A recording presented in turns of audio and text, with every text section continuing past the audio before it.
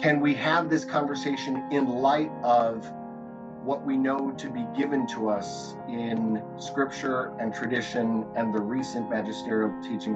What is a blessing, and when can it be offered? We examine the recent controversy in the Catholic Church over same-sex blessings. Insight from some leading moral theologians. A papal envoy from the Vatican travels to Washington to talk to President Biden about finding peace for Ukraine. A report from the White House. Every life from the moment of conception to natural death should be cherished and protected and celebrated. Support for women, children, marriage, and family. The Catholic Church teaches us life should be protected and celebrated. But are Catholic dioceses providing enough support for their own employees? A report ahead. He said grandparents are often forgotten, and we forget the wealth of preserving roots and passing on what the elderly have received. Reading from the writings of Pope Francis as we commemorate World Day for Grandparents and the Elderly this weekend. EWTN News In Depth starts now.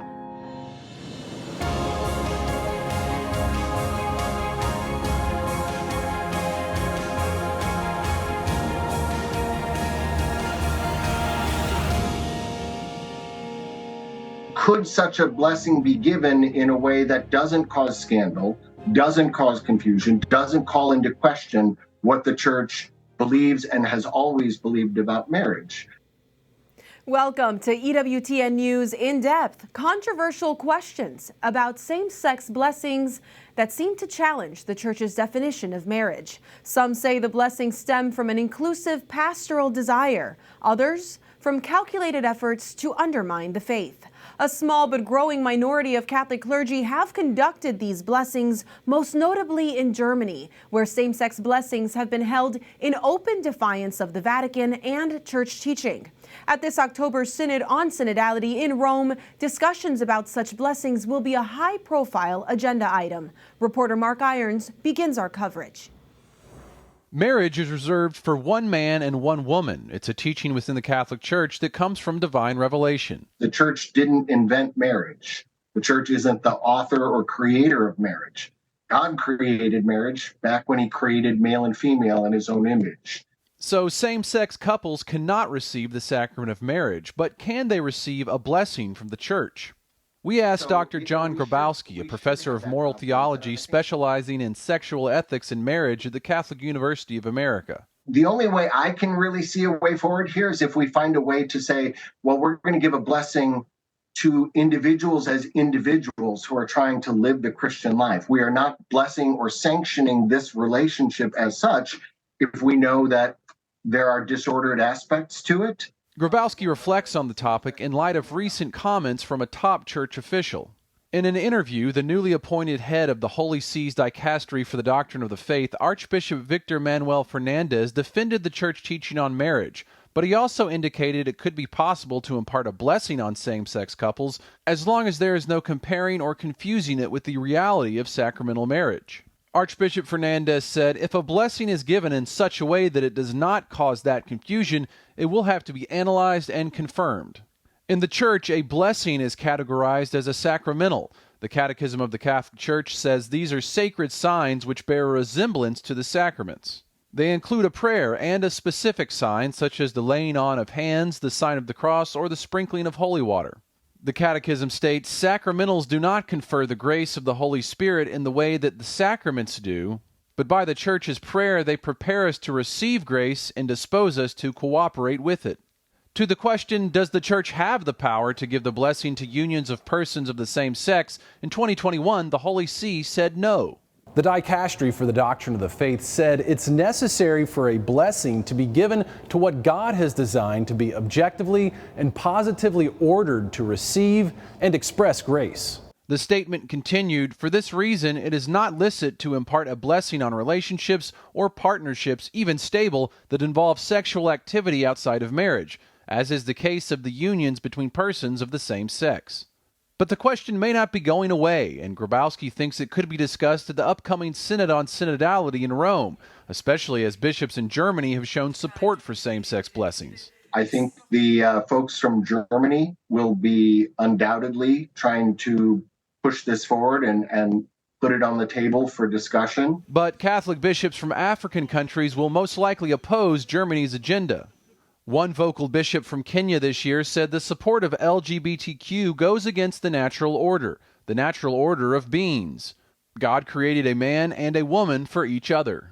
Last year, when asked about the possibility of blessing same-sex couples following the Holy See's 2021 response indicating it wasn't allowed, the Relator General of the Synod on Synodality, Cardinal Jean-Claude Ulrich of Luxembourg, said, "Frankly, the question does not seem decisive to me."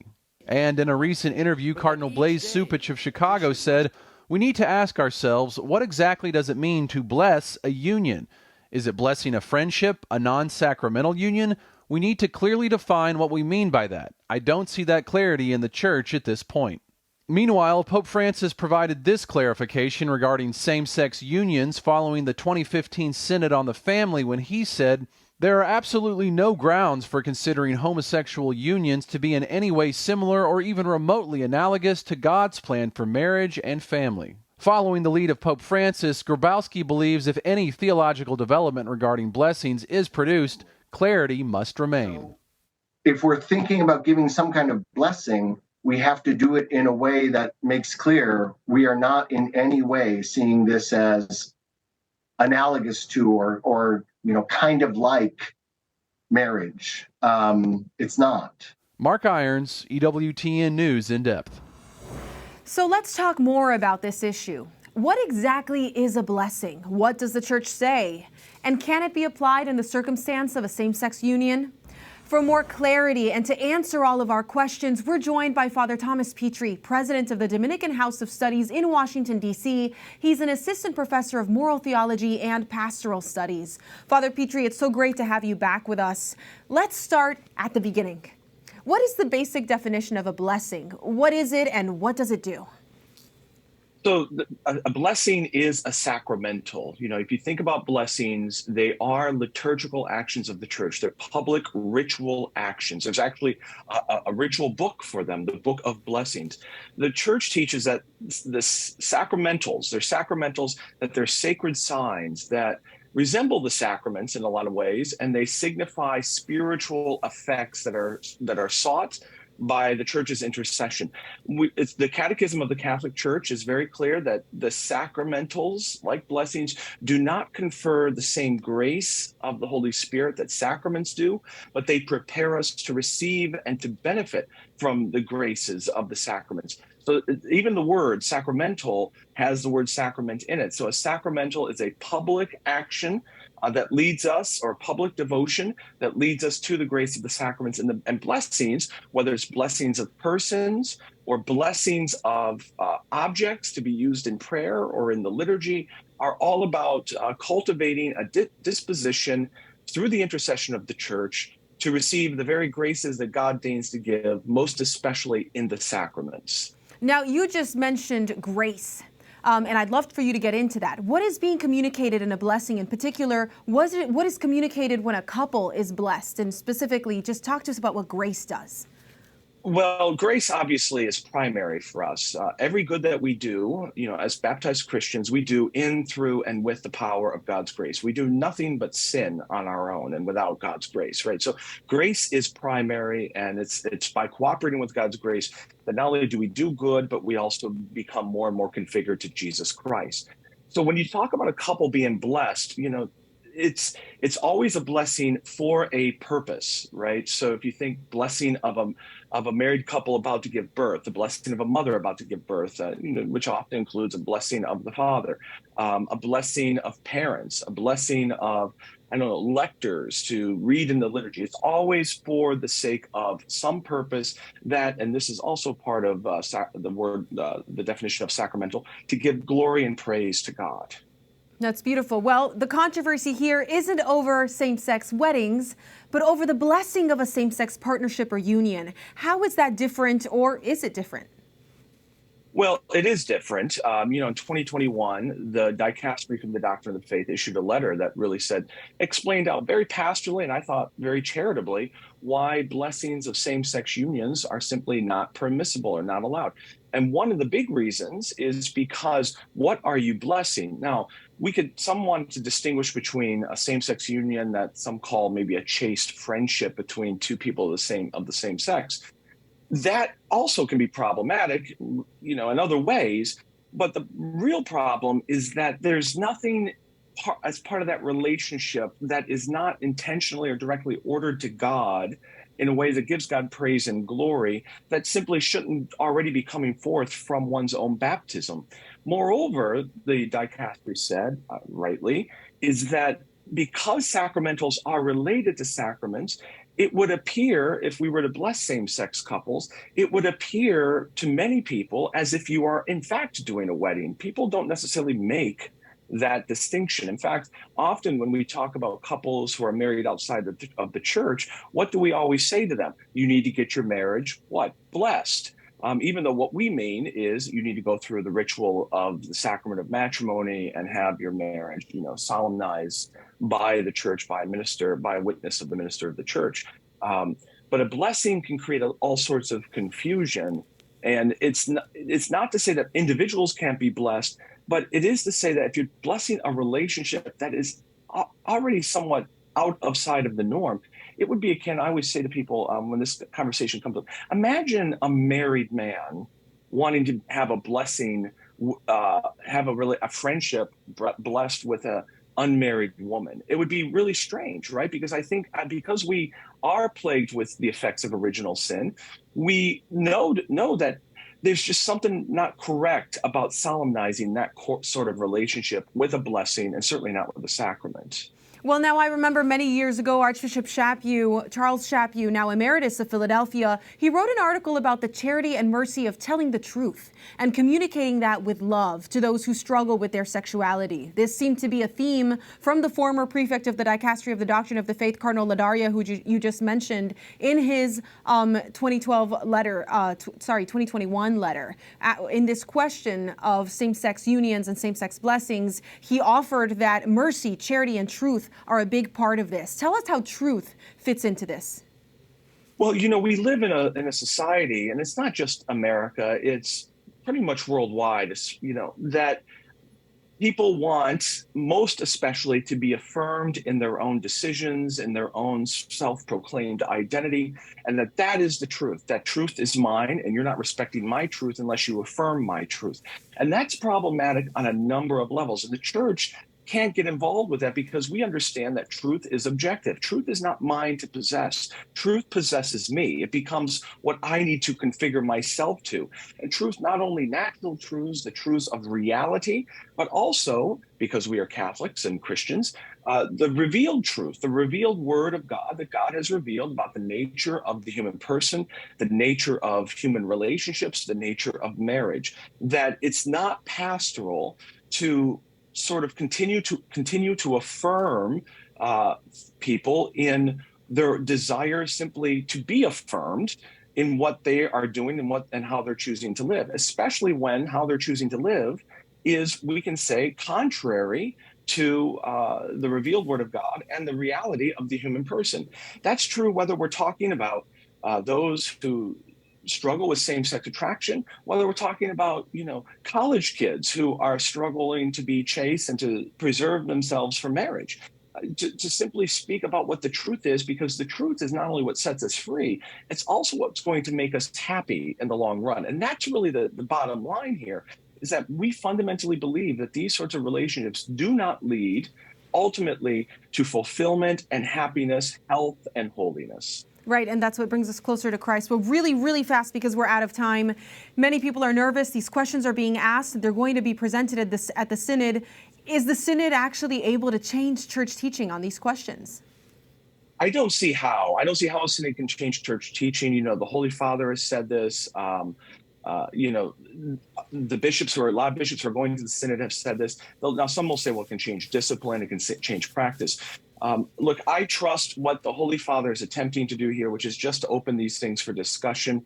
I don't expect, and I would be very surprised if there was an attempt, especially on this matter, given what the Holy Father himself has said, the 2021 letter from the Dicastery of the Faith, the Doctrine of the Faith, he himself saw and approved before it was published. I have a hard time seeing the Synod changing anything about this. Well, we're so grateful for this clarity, and we hope to have you back. Thank you so much, Father Petri. Thank you, Monsi. It's always good to talk with you.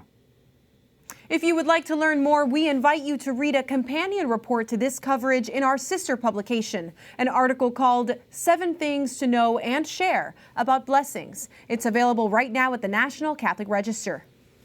There's much more ahead on this edition of EWTN News In Depth. We'll hear from our White House correspondent about the Vatican Peace Envoy's visit, seeking solutions for the war in Ukraine. And he's spoken over the years so many times, insisting that the elderly be with the young people and that the young people do not forget the elderly. Pope Francis celebrates Mass this weekend with a focus on honoring our grandparents and the elderly.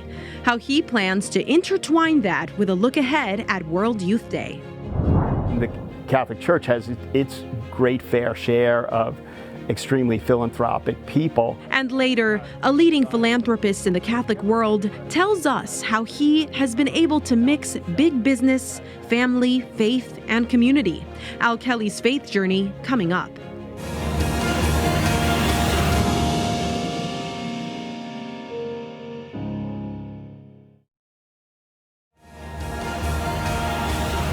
News from the battlefield in Ukraine. The White House confirms the Ukrainian military has started using cluster bombs that it recently received from the United States. The U.S. hesitated in sending the munitions, which are controversial and outlawed by many of America's closest allies. As Russia continues nightly missile attacks, Kyiv is firing cluster munitions in a push to break through well-established Russian defenses that have slowed Ukraine's counteroffensive. The tiny bomblets they scatter across the battlefield can cause serious injury to civilians decades after fighting ends. It is clear that Russia continues to use food as a weapon of war. This time, the impact is not only on the people of Ukraine, but also on global food supply and prices. Reaction from the State Department after Russia announced the end of a deal allowing Ukraine to ship grain to the rest of the world through ports on the Black Sea. Ukraine has been called the breadbasket of Europe, and its crops help feed millions of people in Africa, the Middle East, and Asia. Russia says it will not resume what's known as the Black Sea Grain Initiative and allow ports to reopen until restrictions are lifted on its own exports.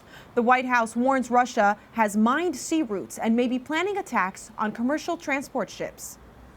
As the conflict grinds on, the Pope's peace envoy on the Ukraine war made an important stop in Washington to meet with President Joe Biden. Cardinal Matteo Zuppi, along with the Vatican delegation, met with some members of Congress on Capitol Hill on Tuesday before his White House meeting with Mr. Biden. He was accompanied by Cardinal-elect Christophe Pierre, the Apostolic Nuncio to the United States, who explained the Pope's purpose in dispatching his peace envoy to Washington. The Holy Father wants to help in the process of peace, and he is fully aware of the difficulties, of the situations. I think, but he wants to, to introduce in the discussion, in the kind of dialogue. Following their meeting, the White House said President Biden and Cardinal Zuppi discussed the Holy See's efforts providing humanitarian aid to address the widespread suffering caused by Russia's continuing aggression in Ukraine, as well as the Vatican's advocacy for the return of forcibly deported Ukrainian children. The Vatican envoy's trip to the White House comes after a flurry of other peacekeeping trips. At the end of June, he met in Moscow with Patriarch Kirill, the head of the Russian Orthodox Church. In an effort to ease tensions, Cardinal Zuppi shared the Pope's message, asking that the churches work together for peace and justice. And just weeks before that, Cardinal Zuppi traveled to Ukraine to meet with President Volodymyr Zelensky. The two discussed the atrocities suffered by the Ukrainian people and next steps to pursue on a humanitarian level in search of ways to achieve a just and lasting peace. For more details about Cardinal Zuppi's meeting at the White House with President Biden, we go to EWTN News White House correspondent Owen Jensen. Owen, thank you so much for being with us. You've been tracking the Cardinal's visit since it was announced. What did the Church hope to achieve? Monsi, the meeting between President Biden and Cardinal Zuppi was closed press. Let me put that out there first. Right? That means no reporters, no pictures, no sound bites. Instead, what the White House did and what the Vatican did was they released what's called a readout, or basically a short summary of what transpired in the meeting. We know that it was cordial, as you would expect, polite, respectful, both sides listening, lasted about 2.5 hours, according to most reporting. At the meeting, Cardinal Zuppi handed President Biden a letter from the Pope, quote, emphasizing the Pope's sorrow for the suffering caused by the war. And one segment of the population in Ukraine that has really suffered tremendously in the ongoing conflict, children, of course, they've been injured by bomb blasts, killed. And the other day, the press secretary telling me this. Take a listen. What Russia has done, kidnapping thousands of Ukrainian children from their families and transferring them to other parts of Ukraine or deporting them to Russia, is obviously horrifying. So we certainly applaud the Vatican's advocacy for the return of these children. We think it's important advocacy, and so that is something that the President discussed with the Cardinal yesterday. Now, Owen, what about the controversial cluster munitions? We've discussed that recently. What did the administration have to say about that? Well, that's a good question, Monsi. The cluster bombs, of course, very controversial. The Catholic Church and Pope very much adamantly opposed to their use. They're indiscriminate in their destruction, and they kill people years after sometimes the fighting is done. In fact, the Pope has asked in the past for the United States to sign a ban on those using those bombs. Right now, Russia and the U.S. have not signed any ban on cluster bombs, so that's where that remains right now. I want to add one last thing. Just this, as the war goes on, started in February 2022. Here we are in July 2023. No signs of abating. The other day, the press secretary announcing what it calls a new security assistance package for Ukraine that includes surface-to-air missiles, artillery rounds, mine-clearing equipment, and unmanned aerial systems. Monsi? More support there. Thank you so much, Owen. We appreciate you keeping an eye out for this. Okay. Top headlines are next in the Weekend Review. A legal twist after the Iowa governor signs a new 6-week abortion ban law. Unprecedented backlash against the Catholic cardinal in the Middle East, and honoring grandparents and the elderly. Pope Francis takes the lead.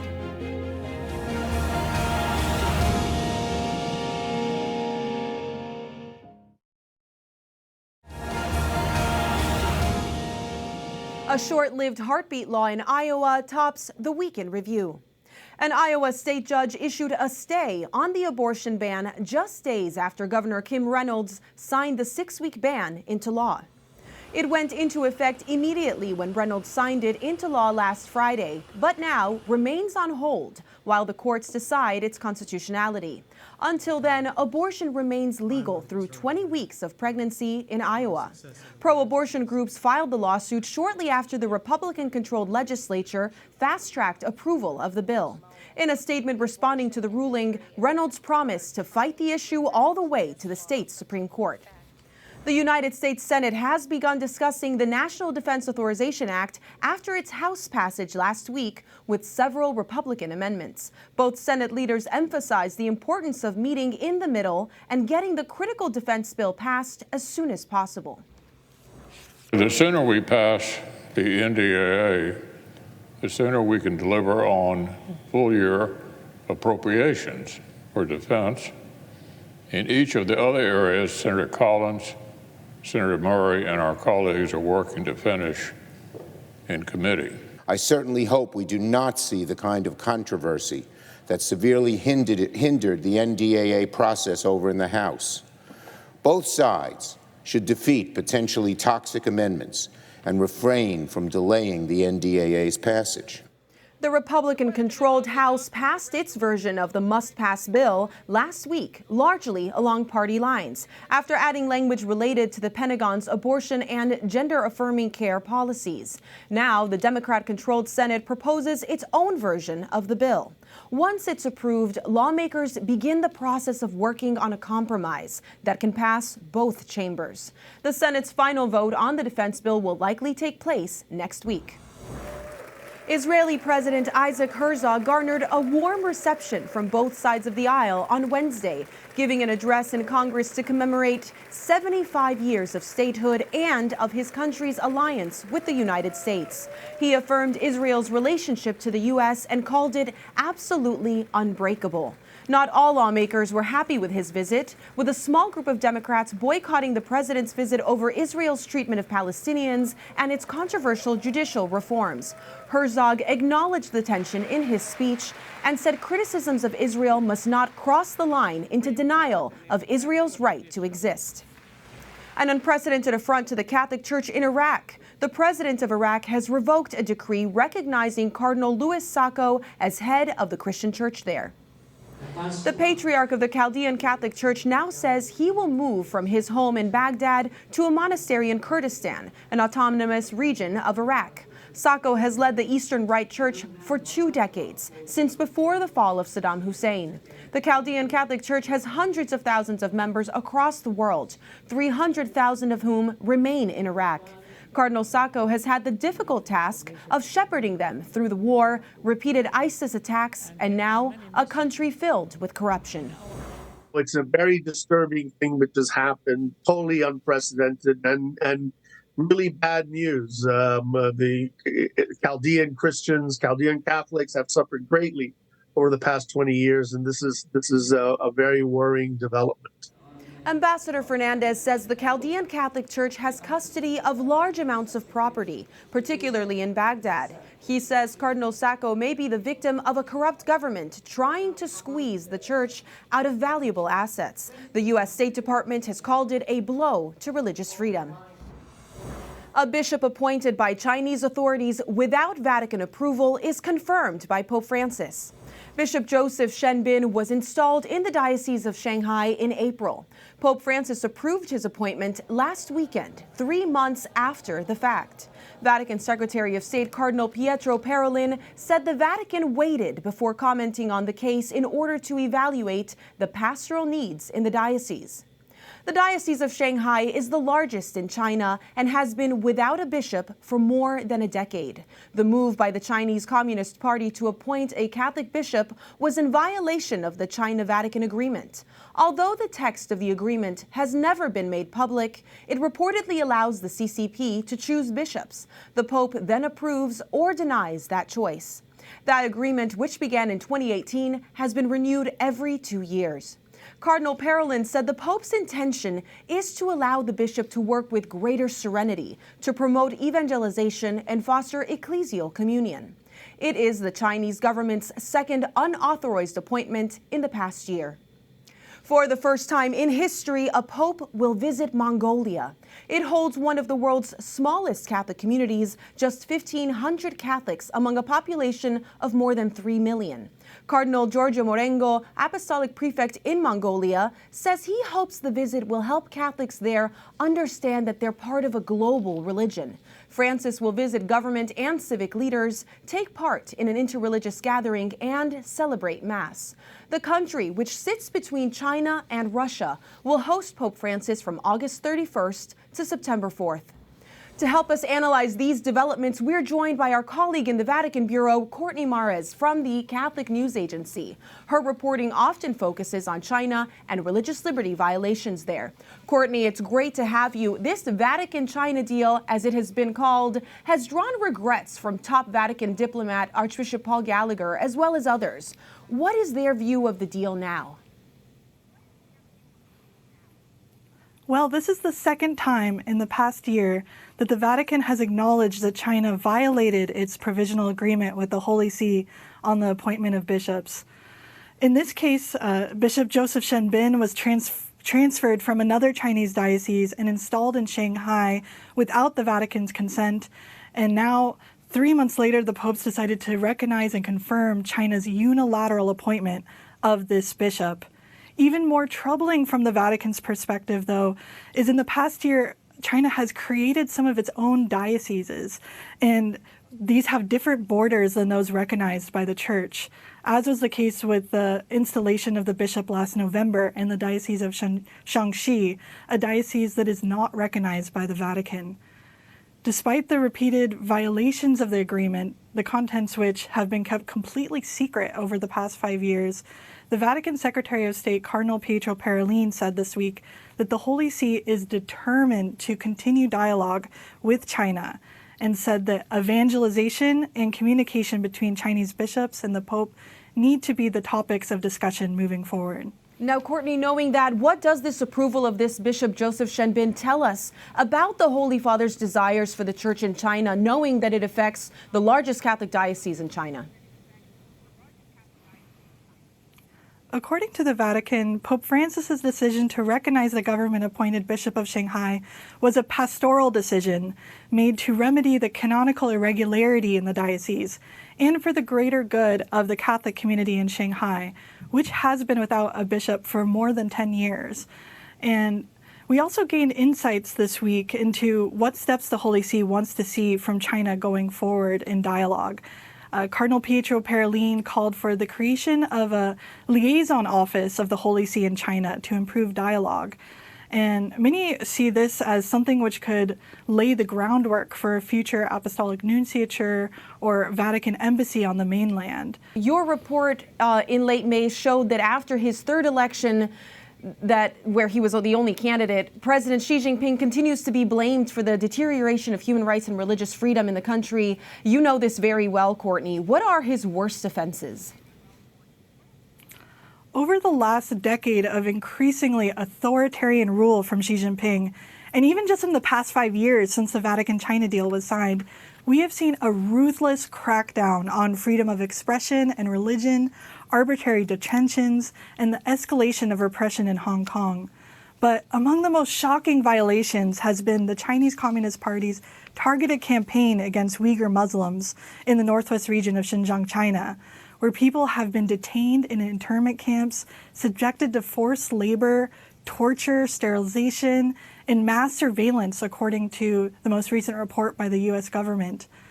Among China's Catholic community, we've seen Catholics in the underground Catholic Church experience harsh treatment, with convents destroyed, churches closed, and bishops under house arrest.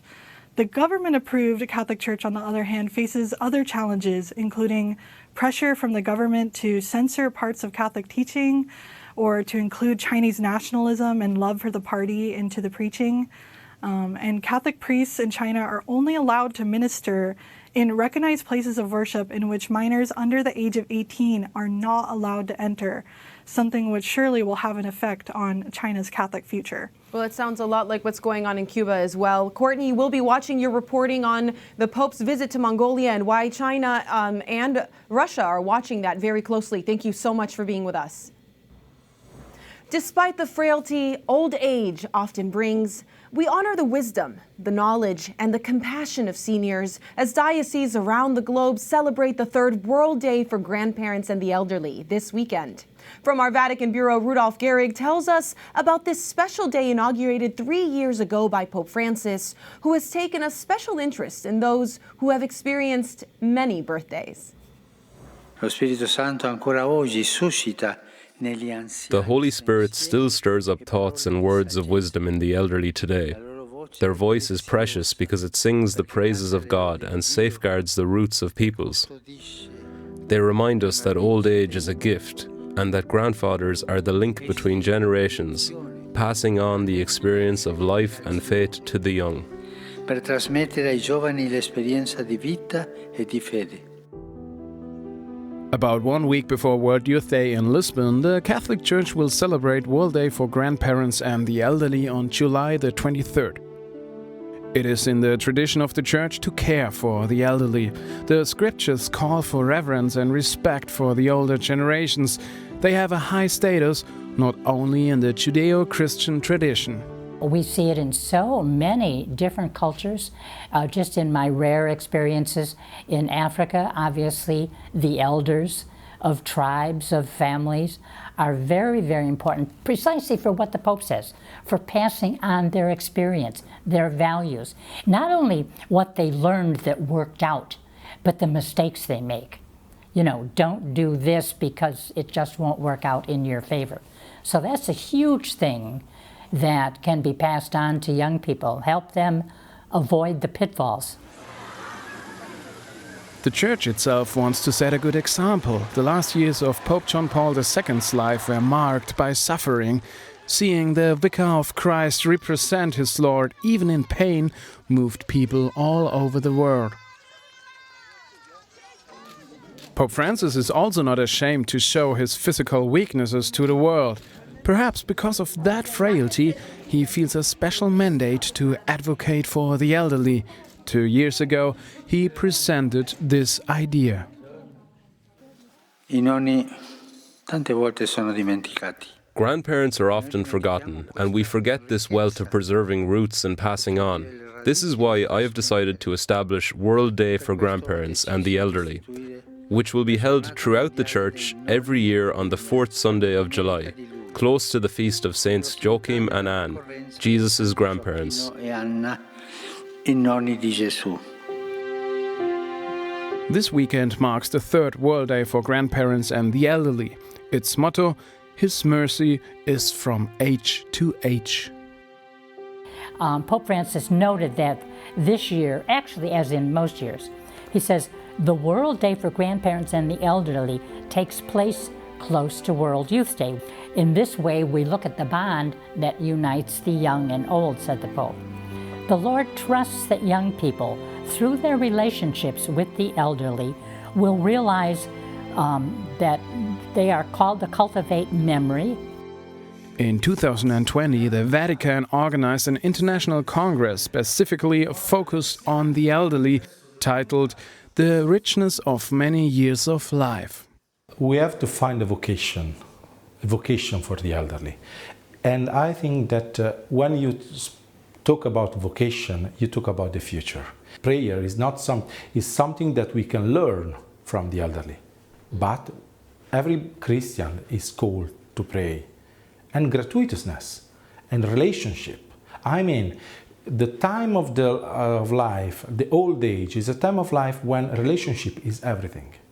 So let's become friends of the elderly, and we will understand how to overcome our lonely society. Innanzitutto, crea comunità con gli anziani. First, create community with the elderly, because one of the greatest problems of older people today is loneliness and the lack of an end of life and a purpose in life. Then, give these elderly a community.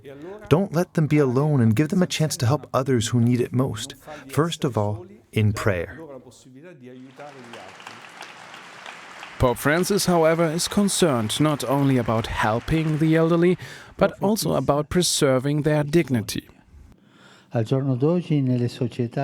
Nowadays, in secularized societies in many countries, parents do not have, for the most part, the Christian formation and living faith that the grandparents have, which they can pass on to their grandchildren. They are the indispensable link in educating children and young people in the faith. They are not only people whom we are called to safeguard, they can be the protagonists of a pastoral evangelizing ministry, privileged witnesses of God's faithful love. In his message for World Day of Grandparents and the Elderly 2023, Pope Francis calls on young people to visit their grandparents or an elderly person as part of their preparation for World Youth Day. At the same time, the Holy Father addresses a request directly to the elderly, saying, "Those young people are God's answer to your prayers, the fruits of all that you have sown, the sign that God does not abandon his people, but always rejuvenates them with the creativity of the Holy Spirit." In Rome, Rudolf Gehrig, EWTN News in Depth. Pope Francis is presiding this weekend over a Mass at St. Peter's Basilica to commemorate World Day for Grandparents and the Elderly. At the end of the celebration, 5 elderly people representing 5 continents will hand over the World Youth Day Pilgrim's Cross to 5 young people leaving for the gathering of young people in Lisbon the first week of August. It's meant to symbolize the transmission of faith from age to age. We need stronger families. Holier families, stronger marriages, holier marriages.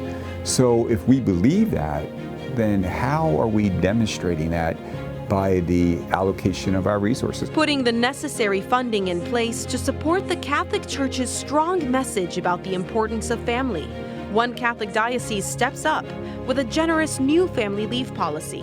That story ahead.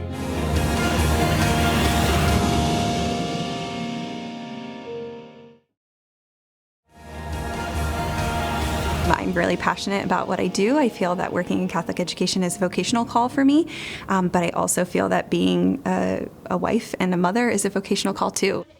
Juggling work and the needs of family life. Are our Catholic dioceses supporting their employees as the Church teaches life must be cherished and protected? The EWTN News In Depth team conducted a survey of paid family leave policies for the 5 largest archdioceses in the United States: Los Angeles, New York, Chicago, Boston, and Philadelphia. None have universal paid family leave for all of their employees. In the Archdiocese of Los Angeles, employees of the Archdiocesan Catholic Center and the cemeteries and mortuaries are able to take up to 8 weeks of leave at partial salary after a birth or adoption, or to care for a family member because they qualify for California state paid family leave. Funding is not provided by the Archdiocese. Employees of parishes and schools may use voluntary disability insurance or accrued vacation and sick time. In the Archdiocese of New York, also because of state paid leave not provided by the Archdiocese, most full-time employees may take up to 12 weeks of leave at partial salary for a qualifying event. In some divisions of the Archdiocese, including central offices, mothers only may take up to 24 weeks with partial pay. Some of those weeks are funded by the Archdiocese. The Archdiocese of Chicago, at its expense, pays for parental leave for up to 12 weeks. In the Archdiocese of Philadelphia, employees, including at parishes and schools, are eligible for parental leave for up to 6 weeks, funded by the Archdiocese. And despite our repeated requests for information about its family leave policy, the Boston Archdiocese did not respond to EWTN News.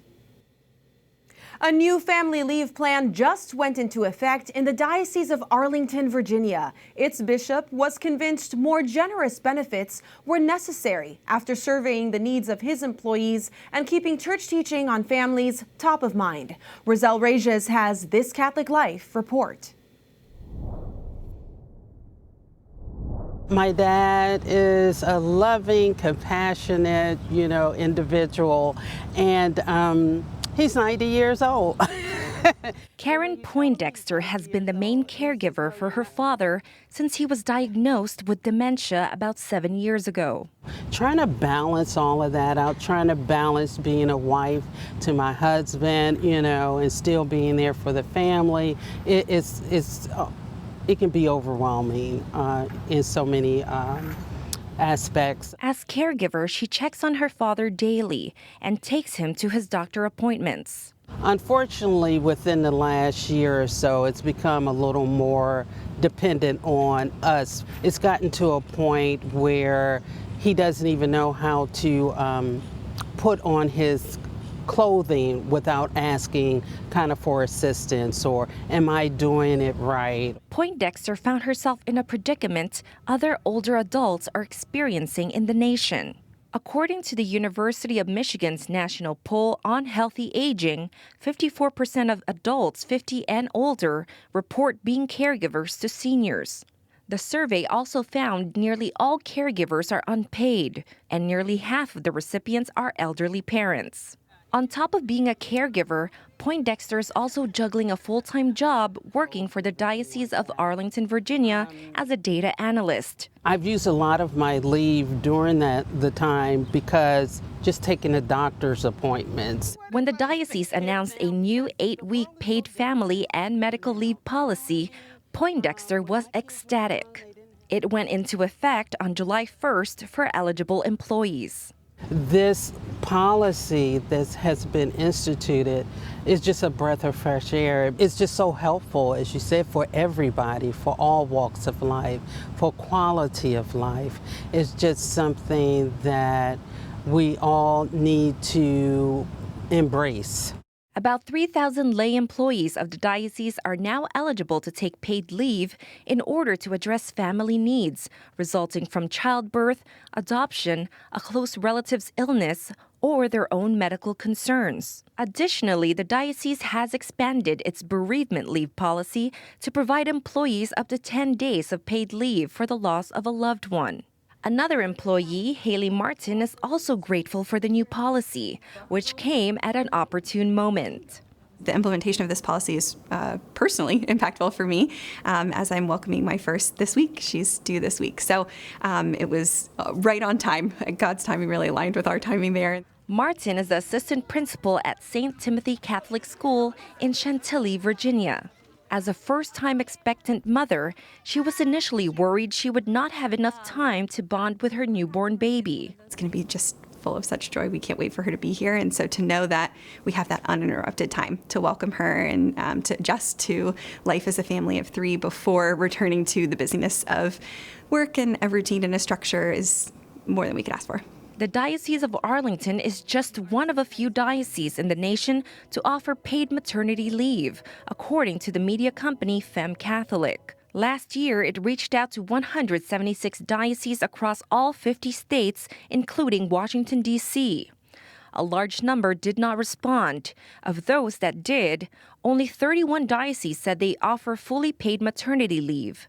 32 provided some percentage of employee salaries through state paid leave laws or short-term disability. And 44 said they offered no form of paid leave at all. Bishop Michael Burbidge of the Diocese of Arlington says the new paid family leave policy in his diocese was the result of surveying his employees. Taking a look at employee absences in 2022, almost 68% of employees took leave to care for a family member, and nearly 33% took leave after the birth or adoption of a child. Employees had to utilize vacation time, sick leave, or short-term disability leave. How is our allocation of resources and priorities demonstrating what we believe? And I think that this family leave policy is clearly saying to us, family life, marriages are extremely, extremely important. And we want to be a part of strengthening those gifts to the church. Bishop Burbidge says his diocese had to reallocate resources to make the paid family leave policy work, but it was worth it. Every diocese means are different, and so it varies from one diocese to another. But I think, as my brother bishops who are running dioceses know very well, you're constantly evaluating how can we help and how can we demonstrate who we are as a church, pro-life, pro-family, pro-marriage. Rochelle Regis, EWTN News in Depth. We'll be back in a moment with our faith journey and images of the week right after this. I know I have my faith to lean back on, and it's helpful in tough times to have a chat with the Lord. The former head of Visa Incorporated, one of the largest financial services companies in the world, tells us Catholic faith and good works can coexist with success in business. How he did it next.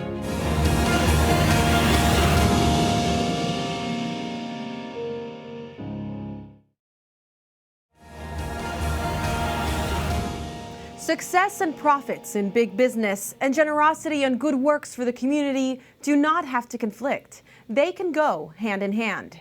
That's the message from the newly retired CEO of Visa, the billion-dollar credit card company. Al Kelly remains chairman of the board of Visa. Our Colin Flynn sat down in New York City with Kelly to discuss business, philanthropy, and the impact of his Catholic upbringing in this faith journey in depth. Al Kelly, it's a pleasure to meet you, and thank you so much for doing this interview. Delighted to be with you, Colin. How are you doing today? I'm doing great, thank you. Al, you have made it to the pinnacle of success in the business world here in the United States. You're the executive chairman now of Visa. You were the CEO for 8 years. Revenue grew by, I think it was 90%, 26,500 employees. You're paid tens of millions of dollars a year. But what makes Al Kelly happy? Family and friends. And in short, that's really what it's all about. And, I love my association with Visa. It was the honor of a lifetime to be the CEO of such a great global company. I learned a lot. I work with, and still do work with fantastic people. But Column, I have my weekends back because I don't have to read 300 emails that I didn't get to during the week. And do you miss it though? Do you miss being the CEO? It's only been 3 months. I don't. This is something that I thought I drove this decision. I always thought that the year I turned 65, and I turned 65 in a couple of months, was a milestone to move to another chapter. And it just felt like all the planets were aligning. I just had, in the last year, I've had my first 2 grandchildren. So I think it's just time, which is exciting. It's a whole new chapter, which is awesome. What's it like being, you've had all these fancy titles, but now grandfather is a new title. Pop. It's awesome. And, people who were grandparents before me talked about how great it is, and it really is terrific. Not only to see the little ones, but to see your own children becoming parents. It's pretty cool. And speaking of family, if we go back and we time travel to, you were born in Bronxville? I was born in Bronxville, but quickly my brother, I'm the oldest of 7, my brother Bill, who's 15 months younger than I am, right before he was born, my parents moved to Yonkers. And Al, what were you interested in as a young guy growing up? What was your passion or your flair in life? Well, I guess educationally, I was very taken with mathematics. I was never kind of a dreamer about myself and my career. I always kind of had a philosophy, though, that I was going to try to outwork everybody. I'm very competitive, being competitive, and I've been very blessed with good fortune, which, by the way, is part of being successful. It isn't always just about what you know and what you've done. Right place at the right time. Often that's the case. I saw a great talk you gave once, and I think it was students you were talking to, and you were talking about the 3 C's to success. As you just mentioned, having a curiosity about everything in the world. The other one was communication and courage, standing up for what you believe in. But let's talk about the 4th C in your life, Catholicism, your Catholic faith. Something that has always been important to you?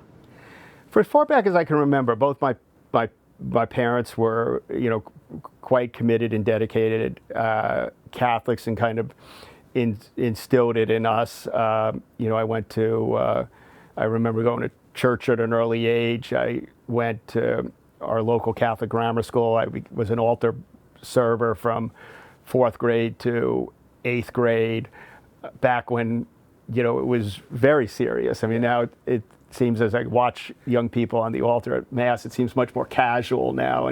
But we were drilled. You knew your Latin back then? I just escaped the Latin. Oh, you just piece. escaped it, okay. But that helped, further strengthen my faith. And I don't wear it on my sleeve, but it's important. It's important to me. Is it a difficult thing to be a hugely successful businessman and a good practicing Catholic as well? Because I'm sure there are some times to move ahead in business, to get to the top of a company like Visa, maybe do you have to do things that clash with your beliefs or your Catholic faith, or because it's no easy task to get to the position that you've got to? Yeah, I think you can compartmentalize a bit parts of your life. I mean, I think I can be a good Catholic and at the same time be a hopefully smart and pragmatic leader of a company.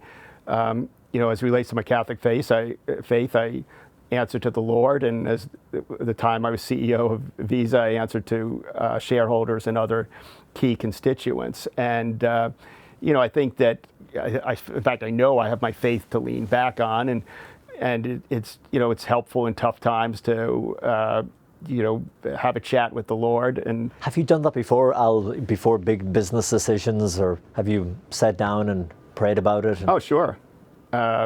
It's not unusual for me at all.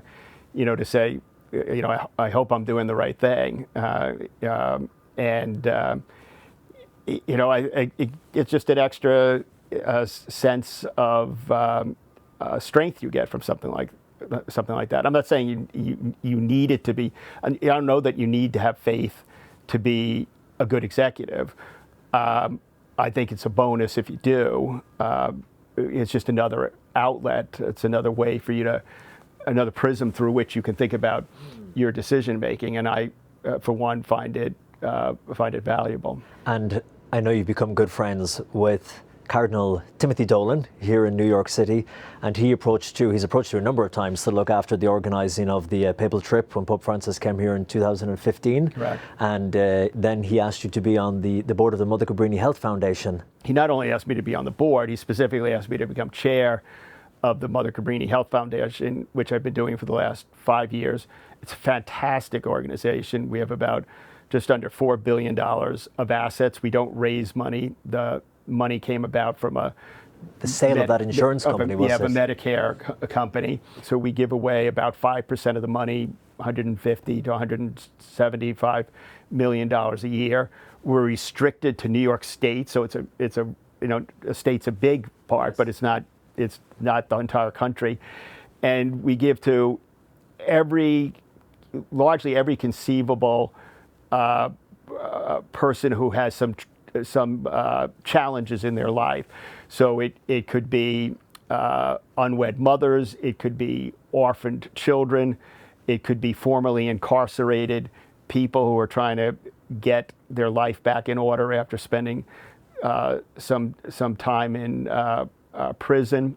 And I'd like to believe we're doing a heck of a lot of good for a lot of people. We filmed before up at the Elizabeth Seton Children's Hospital, and they have benefited from the Mother Cabrini Foundation and just the incredible work that they're doing for children with the most severe special needs. Who have no other place to go. I've been familiar with the Elizabeth Seton and the work they've done for probably 30 years now, and talk about doing the work of the Lord. It's amazing. Kelly, it's been a pleasure talking to you. I know you're extremely busy, and we've been trying to set this up for a while, so thank you for your time. Colin, a pleasure. Thank you. Great to be with you. Thank you. Thank you. Kelly may be spending less time at Visa, but all that energy continues in his Catholic philanthropy. Thank God for those works of charity. We close our program today with some summer fun at the Holy See. Hundreds of children took part in the Vatican's summer camp and even got to sit down with Pope Francis. 1, 2, 3.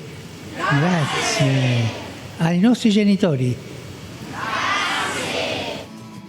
On Wednesday, the Holy Father led the youngsters in saying a big thank you to parents and encouraged them to say it often.